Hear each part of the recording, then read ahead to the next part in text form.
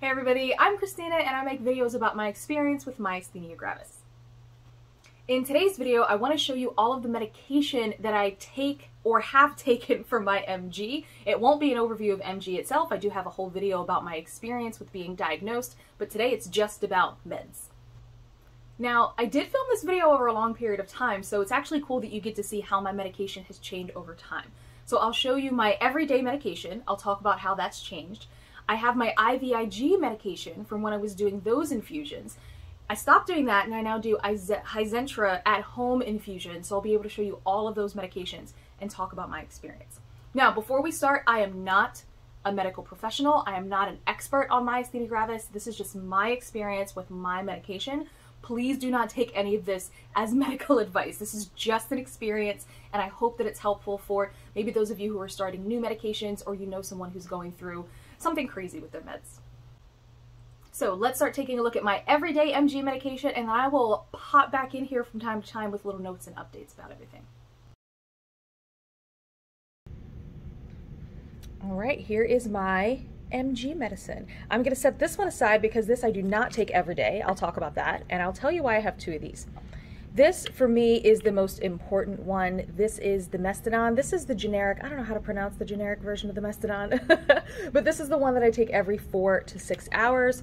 And then I have my prednisone. I only take 10 milligrams, fortunately, and I'm gonna wean off of that soon. And these are the ones that I take every day. We'll come back to this one.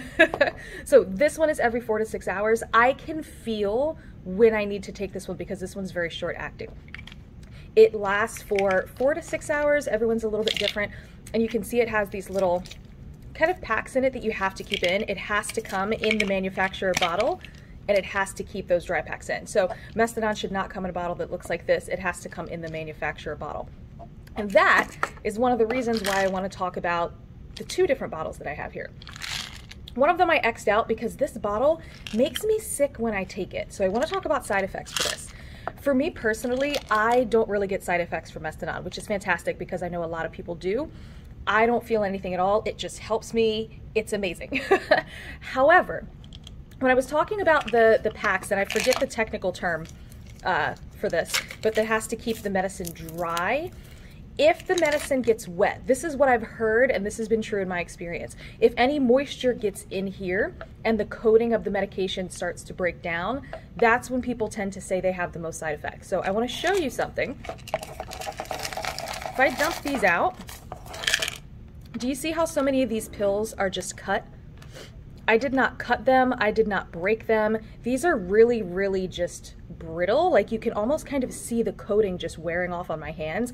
I don't take these anymore, this particular bottle, which is why I'm kind of messing with these pills, because they're very, very brittle. And what I've been told and what I've read is that when that protective coating gets damp and starts to wear off, I can feel the powder from this rubbing off on my fingers. That's when it tends to cause people side effects. Now, I don't know the science behind that. I am not a pharmacist, I am not a doctor, but that's what I've been told. And personally, I know the reason why I don't take pills from this bottle anymore is because I know if I were to take one of this, I will get immediate diarrhea. And that's not an exaggeration. And this is coming from somebody who I never ever get side effects from taking my Mastodon unless it's from this bottle where they all kind of started to break on their own. Versus, it's actually about time for me to take my Mastodon, so I'm going to take one from the good bottle.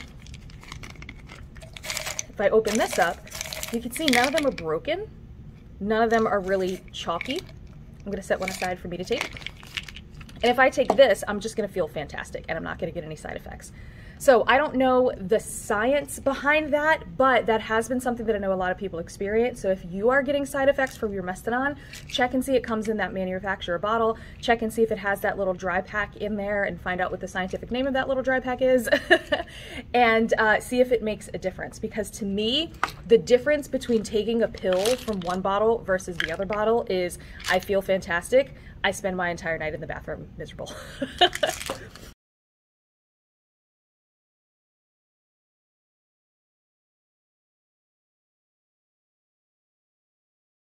So, Mastodon aside, The prednisone was the second medication that was added.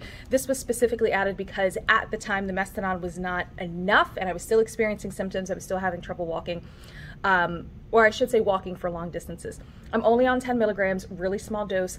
The goal was to start IVIG, which I will talk about later, and then eventually wean off the prednisone. So I think that's going to start happening soon.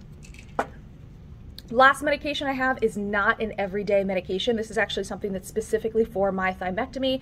This is gabapentin, which is a nerve blocker. When I get the thymectomy, it's going to be robotic, so they're going to put little robot arms through each side of my chest, 3 incisions on one side, 1 incision on the other side, and they cut through nerves to do that, so I need this massive nerve blocker. There's only 2 pills in here. So one of them I take the night before surgery, the other one I take the morning of surgery, and that helps to prevent any of the pain from cutting through the nerves for the thymectomy. So that is my everyday MG medicine, my specialty MG medicine, my diarrhea-inducing MG medicine. We're gonna put that bottle to the side, and now I'm gonna throw it away. And I will also talk a little bit about my IVIG. That has to be refrigerated, and it comes specifically from the pharmacy, so that I don't have with me. I'll talk about that in just a second.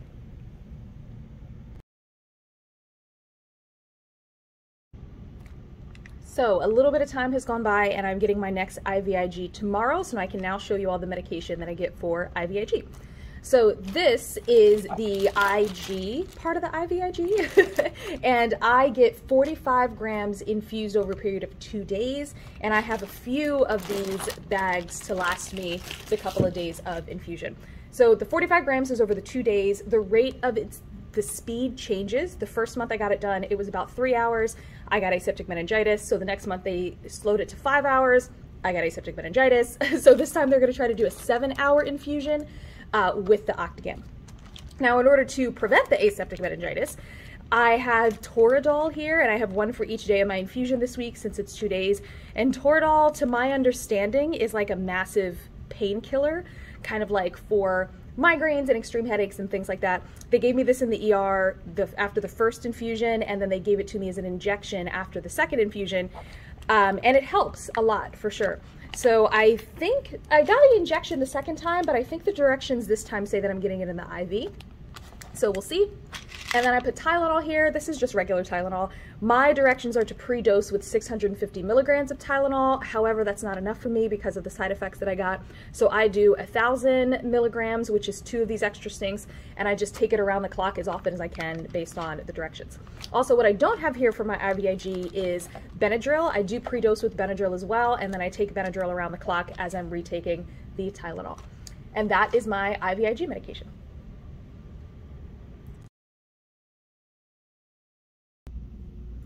So, turns out I have more medication to show you than I thought I would.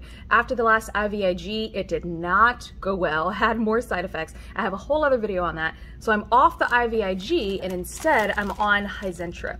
So the IVIG was an IV immunoglobulin, but now this one is subcutaneous. So this is actually something that I self-administer with tiny little needles that inject into your fat tissue rather than going directly into your IV. IVIG I was getting every 4 weeks.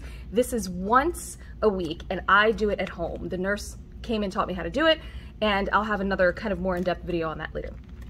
So the way this works is there's 3 vials. I get these 24 grams infused once a week. It takes about 2 hours. Each one of these jars gets loaded into the syringe. So I use 3 syringes with each infusion.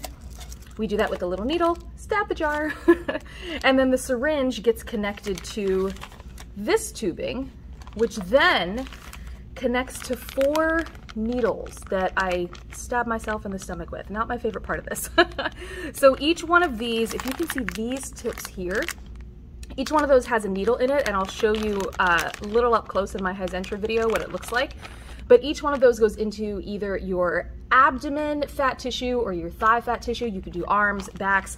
Stomach seems to work the best for me. And every week I stab myself with these 4 little needles for this infusion. Now that being said, no aseptic meningitis, no side effects. This is working really, really well for me, along with the Mastodon that I am still taking. So that's it. That's my full medication from start to finish and how things have changed throughout my MG experience. If you're interested in seeing more about my experience with IVIG specifically, I do have a video about my first 2 months of IVIG infusions. If you're interested in seeing more about Hyzentra, I have a video about my 3rd month of IVIG and why I switched from that to Hyzentra with a little bit of demo of how the Hyzentra works. I also have another video coming soon that's just straight Hyzentra, start to finish, and I show you the step-by-steps of how I do the infusions myself at home. So I hope that was helpful. As always, if you guys have any thoughts or questions, or if you just want to chat, you can always comment or message me. I just love having this kind of community of those of us who are going through similar things. So thanks for watching, and I'll see you guys next time. Bye.